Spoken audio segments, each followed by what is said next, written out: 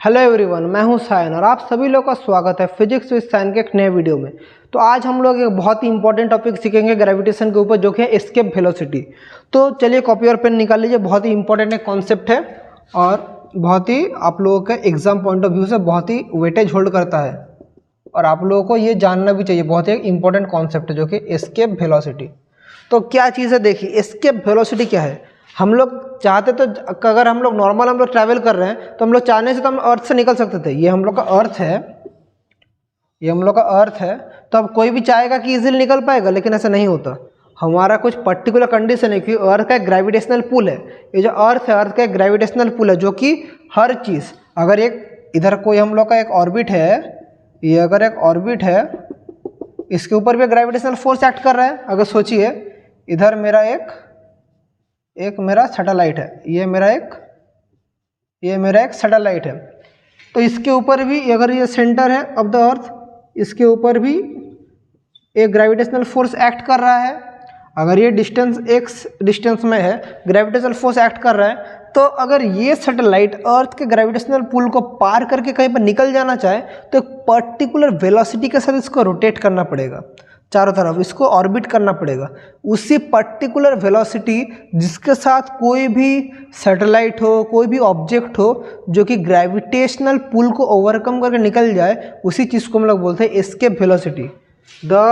मैं डेफिनेशन लिख दे रहा हूँ, फिर एक्सप्रेशन में निकालूंगा। The minimum velocity required by any object to क्या, to overcome the gravitational pull, to overcome the, अच्छे से देखिए, overcome the gravitational pull and gravitational pull को overcome करेगा and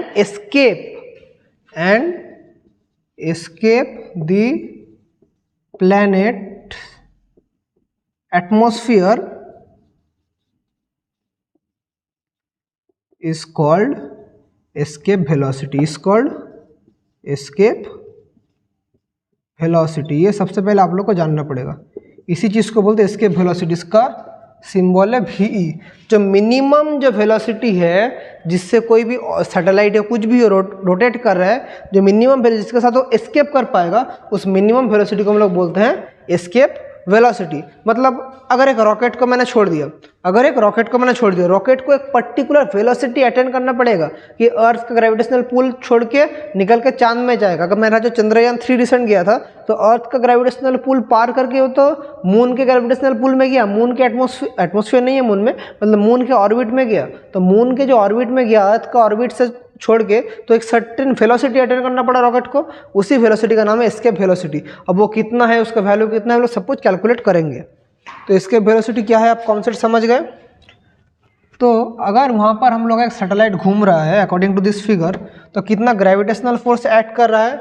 अगर अर्थ का मास है कैपिटल M, इसका मास है स्मॉल m, तो according to Newton's law of gravitation में पता है F equals to G m into small m by X square. m into small distance कितना है दोनों के बीच में, x है, m into small m by X square. ये है उसके बीच में क्या, force, gravitational force.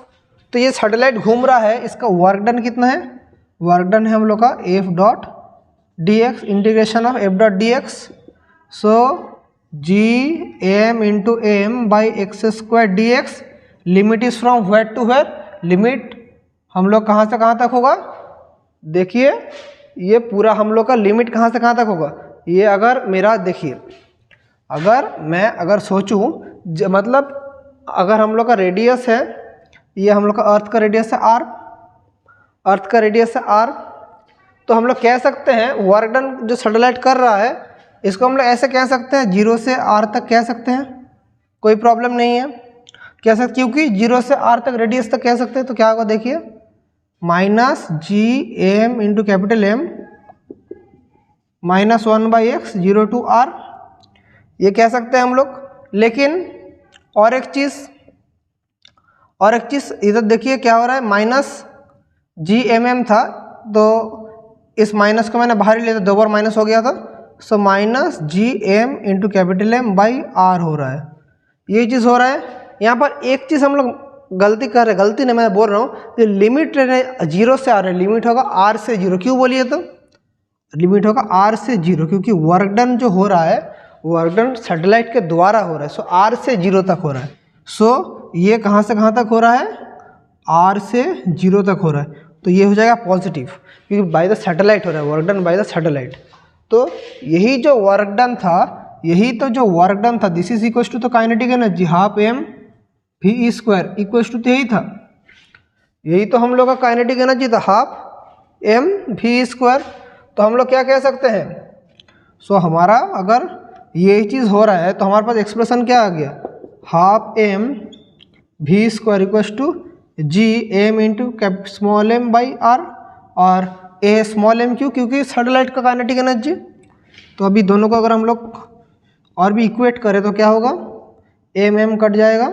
So v E square equals to 2 g m upon r, और v e equals to √2 g m upon are.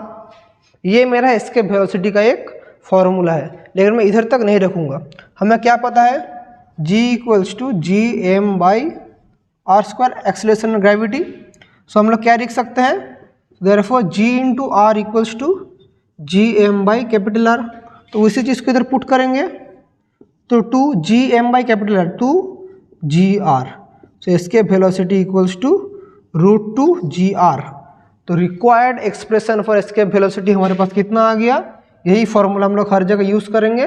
Required expression for escape velocity आ गया क्या बच्चों, √2 g r. G is the acceleration due to gravity and R is the radius of the planet। किसी भी planet का radius अर्थ का हो सकता है, मार्स का हो सकता है, जुपिटर का हो सकता है, इन्हीं प्लैनेट के लिए उसका रेडियस में उसका एस्केप वेलोसिटी छुपा हुआ है। तो यहीं से हम लोग क्या कैलकुलेट करेंगे, एस्केप वेलोसिटी का एक्सप्रेशन आ गया। यहाँ से हम लोग कैलकुलेट करेंगे अर्थ का एस्केप वेलोसिटी कितना होता है, यहाँ से हम लोग कैलकुलेट करेंगे। तो अर्थ का एस्केप वेलोसिटी कितना होता है, देखिए हमें क्या पता है, फॉर अर्थ जी कितना है 9.8 मीटर पर सेकेंड स्क्वायर, और रेडियस ऑफ द अर्थ क्या है 6400 किलोमीटर, यानी 6400 किलोमीटर माना 6.4 इंटू 10⁶ मीटर। सो हमारा एस्केप वेलोसिटी कितना हो जाता है, 2g है 9.8, रेडियस है 6.4 इंटू 10⁶, यह है escape velocity.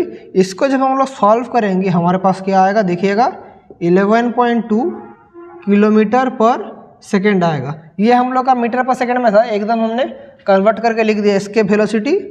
This is the escape velocity of earth, escape velocity of earth, escape velocity of earth is this 11.2 kilometre per second. यह है अर्थ का एस्केप वेलोसिटी। मतलब कोई भी सैटेलाइट, कोई भी ऑब्जेक्ट अगर अर्थ के ग्रेविटेशनल पुल से, ये अर्थ का ग्रेविटेशनल पुल से निकल के अगर स्पेस में जाना चाहे, कितना वेलोसिटी अचीव करना पड़ेगा, 11.2 kilometre per second.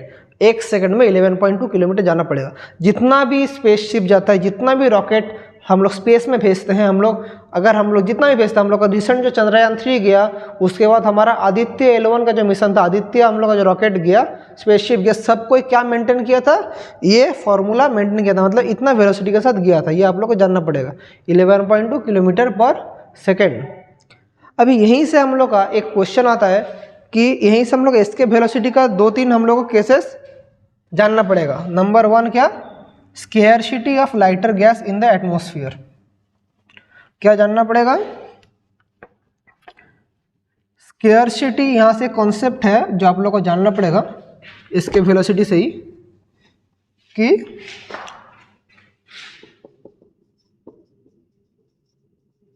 Scarcity of lighter gases in earth atmosphere, scarcity of lighter gases in earth atmosphere, मतलब अर्थ एटमॉस्फेयर में लाइटर गैसेस जैसे कि हाइड्रोजन, हीलियम, ये सब गैसेस अर्थ के एटमॉस्फेयर में देखा नहीं जाता, मतलब बहुत ही कम देखा जाता है लेकिन बहुत कम देखा जाता है। इसका रीज़न भी है एस्केप वेलोसिटी। अभी देखिए हाइड्रोजन का escape velocity nearly, escape velocity नहीं, हाइड्रोजन का जो आरएमएस वेलोसिटी है, हाइड्रोजन का जो आरएमएस वेलोसिटी है वो nearly equals to 1.6 kilometre per second है। यह है हाइड्रोजन का एस्केप वेलोसिटी। लेकिन जब हम लोग का अर्थ फॉर्म हुआ था ड्यूरिंग अर्थ फॉर्मेशन, बहुत साल पहले जब हमारा अर्थ क्या था, एक रेड जाइंट बॉल था, बहुत ही गर्म था, तब हाइड्रोजन का जब अर्थ फॉर्मेशन हुआ था तब हाइड्रोजन का आरएमएस वेलोसिटी था, तब टेम्परेचर के साथ साथ हाइड्रोजन का वेलोसिटी था जनरली 5.5 किलोमीटर पर सेकेंड, ऐसे कुछ वेलोसिटी था हाइड्रोजन का। अभी कुछ हाइड्रोजन था, सम हाइड्रोजन गैसेस, किसी का RMS velocity 11.2 kilometre per second या उससे ज़्यादा था, कुछ का था। तो जब ये वेलोसिटी उस हाइड्रोजन का अचीव हो गया तब ये लोग अर्थ के एटमॉस्फेयर को एस्केप करके चले गए, क्योंकि हमें पता है आरएमएस वेलोसिटी का फॉर्मूला क्या है, वी आरएमएस का फॉर्मूला क्या है, √3RT/m, मतलब जिसका मास जितना कम होगा उसका आरएमएस वेलोसिटी उतना ज़्यादा होगा। अभी हाइड्रोजन का मास बहुत ही कम है इसलिए उसका आरएमएस वेलोसिटी बहुत ज़्यादा है, इसलिए जितना भी लाइटर गैसेस है उनका मास है हल्का तो उन लोग का आरएमएस वेलोसिटी बहुत हाई होता है। तो उन लोग का आरएमएस वेलोसिटी जब nearly equals to escape velocity हो जाता है, एस्केप वेलोसिटी ऑफ अर्थ, वो सारे गैसेस अर्थ से निकल के स्पेस में चल जाते हैं। This is the reason for which there is no lighter gases in earth atmosphere. यहीं से आप लोग समझ गए। यहीं से और एक चीज़ भी आप लोग को जानना पड़ेगा कि मून में कोई एटमॉस्फेयर क्यों नहीं है, मून में कोई एटमॉस्फेयर क्यों नहीं है। यहीं से इसका और एक एप्लीकेशन है, क्या, moon has no atmosphere, moon has no atmosphere. अभी मून का जो एस्केप वेलोसिटी है बहुत ही कम है, moon has escape velocity 2.5 kilometre per second, ऐसा कुछ है। मून का escape velocity 2.5 kilometre per second या ऐसा कुछ एक तो है। तो इतना कम एस्केप वेलोसिटी रहने के कारण any gases, lighter gas, heavier gas, किसी भी टाइप के गैसेस अर्थ का एटमॉस्फेयर पार करके चल जाते हैं। तो this is the sole reason for which moon has no atmosphere. इतना कम एस्केप वेलोसिटी होने की वजह से कोई भी गैस जो भी मून में रहता है सब एस्केप करके उसका एटमॉस्फेयर से चल जाता है। इसी रीज़न के अकॉर्डिंग मून में कोई भी एटमॉस्फेयर नहीं है। इसके अलावा और क्या है, मून हैज़ नो एटमॉस्फेयर। इसके अलावा और एक चीज़ आप लोगों को जानना पड़ेगा ब्लैक होल्स के बारे में। ये भी एस्केप वेलोसिटी के कॉन्सेप्ट समझेंगे। ब्लैक होल्स मतलब क्या होता है, आप बहुत जनों को पता है, ब्लैक होल्स में एक बहुत ही हाई ग्रेविटेशनल पुल्स होता है। मतलब कोई भी स्टार जब सिंक करता है, कोई भी स्टार जब श्रिंक करता है, मतलब छोटा होता है, छोटा होता जाता है, तो उसका जो एस्केप वेलोसिटी है वो नियरली करीब हो जाता है लाइट के एस्केप वेलोसिटी। मतलब उसका जो √2gr है, या इसको हम लोग ऐसे भी बोल सकते हैं √gm/r हम लोग कह सकते हैं, या ऐसे भी कह सकते हैं। तो इसका जो हम लोग जो करते हैं, कोई भी मतलब जिसी का एस्केप वेलोसिटी हम लोग जो मतलब निकालते हैं, किसी भी मतलब जो ब्लैक होल में जब स्टार श्रिंक होता है उसी को तो ब्लैक होल बोलते हैं। कोई मैसिव स्टार जब अचानक श्रिंक हो जाता है तो ये नियरली इक्वल्स टू लाइट के वेलोसिटी के समान हो जाता है, जो कि है 3 × 10⁸ मीटर पर सेकेंड। लाइट के वेलोसिटी के करीब आ जाता है उसका एस्केप वेलोसिटी। इसीलिए और किसी भी ऑब्जेक्ट, किसी भी जगह में अगर एस्केप वेलोसिटी नियरली कुछ लाइट का वेलोसिटी आ जाता है तो कोई भी चीज़ उस जगह को एस्केप करके नहीं निकल सकता है। That is the reason light also can not escape black hole. Light भी ब्लैक होल से बच नहीं सकता। इसलिए हम लोग black holes is so dangerous that कि ब्लैक होल में जब भी कोई ऑब्जेक्ट पड़ता है वो क्या हो जाता है, मतलब उसके अंदर खींचा चला जाता है, मतलब कोई भी उसे एस्केप नहीं कर पाता है। तो this is the main reason, क्योंकि उसका बहुत ही हाई एस्केप वेलोसिटी है, nearly equals to light speed. तो ये ब्लैक होल का कॉन्सेप्ट है, बहुत ही मिनिमम मैंने आप लोग कॉन्सेप्ट है, बहुत ही की जानना पड़ेगा ब्लैक होल के बारे में। तो ये तो सब चीज़ें था। तो यहाँ से इजी टाइप का क्वेश्चन ही आता है, न्यूमेरिकल्स, बहुत हार्ड न्यूमेरिकल्स आता नहीं, आप सभी लोग कर भी लेंगे। तो जैसे आप लोग अगर बोल दे, आप लोगों का कैसा टाइप का क्वेश्चन आएगा, आप लोगों को बोल देगा ये तो फॉर्मूला है √2GR, तो आप लोग को ये डिस्टेंस चेंज कर देगा, जी चेंज कर देगा, इसका यूज़ करके आप लोग प्रॉब्लम्स कर सकते हैं। तो एक क्वेश्चन अगर मैं आप लोग को बोलूँ, अगर किसी प्लैनेट का, आप लोग किसी प्लैनेट से अगर हम लोग 1800 किलोमीटर दूर हैं तो उसका एस्केप वेलोसिटी क्या होगा, तो हम लोग जी का वैल्यू अगर हम लोग को पता है तो हम लोग वहाँ से कर पाएंगे। अगर आप लोग को बोल दे किसी प्लैनेट का जी डैश 10 टाइम्स अर्थ जी, तो उसका एस्केप वेलोसिटी क्या होगा, तो उसका एस्केप वेलोसिटी क्या होगा G'(r), तो 10GR, तो इसको यूज़ करेंगे √10, जी का वैल्यू पता है, इंटू 11.2 किलोमीटर पर सेकेंड, तो ये जो होगा इसका आंसर ये हो जाएगा। अगर रेडियस अगर सेम रहा उस प्लैनेट का, अर्थ का रेडियस सेम रहा, तो ऐसा टाइप का प्रॉब्लम आएगा। तो एस्केप वेलोसिटी से आप लोग कभी फंसेंगे नहीं, एकदम इजी कॉन्सेप्ट है, आई होप आप लोग फंसेंगे नहीं। फिर भी अगर कोई न्यूमेरिकल्स आप लोग का अटक ज़्यादा नहीं समझ पाएंगे तो आप लोग मुझे वो पूछ सकते हैं, मैं आप लोग को सॉल्व करवा दूंगा।